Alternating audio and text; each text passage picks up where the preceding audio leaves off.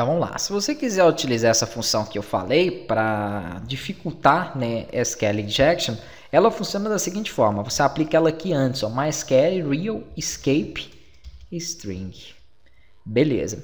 Só que além do campo, ela pede para a gente aqui, antes, né, de colocar o campo, ela pede um outro parâmetro, tá? Que é a sua conexão. Então você vai passar aqui primeiro a variável da conexão e depois você passa aqui o campo na qual você quer validar, né, se está tendo aí, não é bem validar, é ignorar se tiver alguma injeção aí, né, de SQL, ok? Então é basicamente dessa forma que você faz. Você passa aqui a variável da conexão. Quem é essa variável? Essa variável que carrega o connect, beleza? Então você passa ela e o campo. A mesma coisa eu faço aqui, ó. Então vou copiar essa linha e vou colar aqui abaixo. É muito importante utilizar ela na parte de login, tá? Não precisa, por exemplo, às vezes para inserir um cliente, um cadastro de cliente, um cadastro aqui de um orçamento, algo do tipo, não vejo a necessidade de colocar em todos os campos. É bom, se você quiser, sim, você vai ter uma segurança maior para não deixar ele injetar SQL em nenhum desses formulários, tá? Mas na parte de login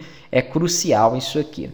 Agora, vamos criar uma outra variável além dessas duas, que recebe então que foi digitado no campo usuário e que foi digitado no campo senha. Né? Vamos criar uma outra que é para receber a consulta. Então, eu preciso de fazer uma consulta selecionando os meus... Foi usuário ou usuários? Eu tenho que olhar aqui no meu banco de dados qual foi o nome da tabela. Usuários. Eu vou colocar todas as tabelas no plural para não ter essa dificuldade aqui na hora de saber, tá? Se é singular ou plural. Então, eu vou fazer dessa forma. Selecione, até colocar aqui, ó, asterisco from usuários. Pronto, todos os dados de usuários.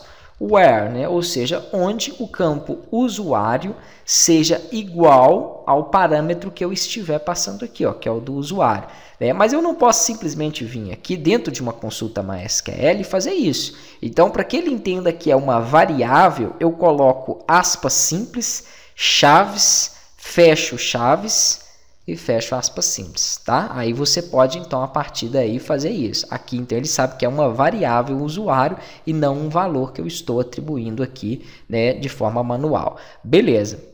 Só que eu tenho que verificar só o usuário? Claro que não. Então, AND, ou seja, eu vou verificar também o campo senha da minha tabela se ele recebe, né, a mesma coisa que eu fiz aqui, ó, a variável de senha, ou se ele é igual à variável senha. Perfeito. Então, beleza, aqui o ponto e vírgula, pronto. A query está montada. Mas como que eu executo ela? Como que eu passo ela?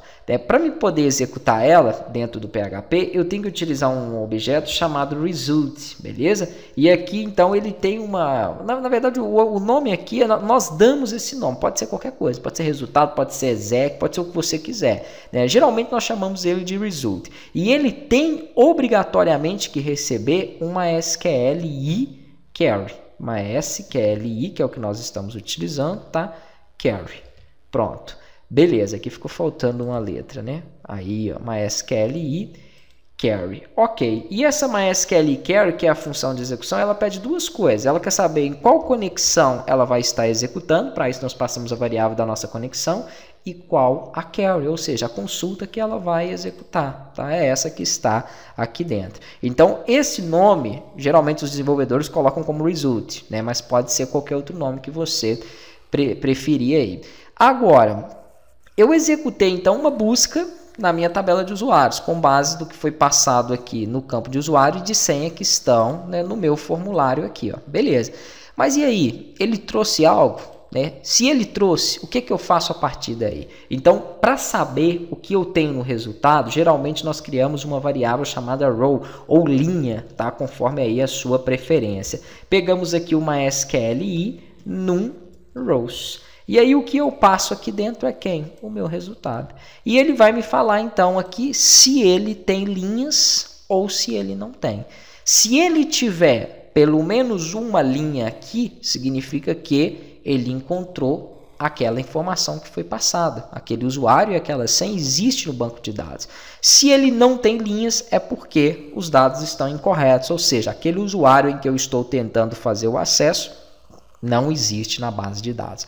Então, basicamente, o que eu tenho que fazer agora é uma verificação nesta variável linha, nessa variável row, para saber se ela tem dados ou se ela não tem. Beleza? Vamos fazer então na próxima aula.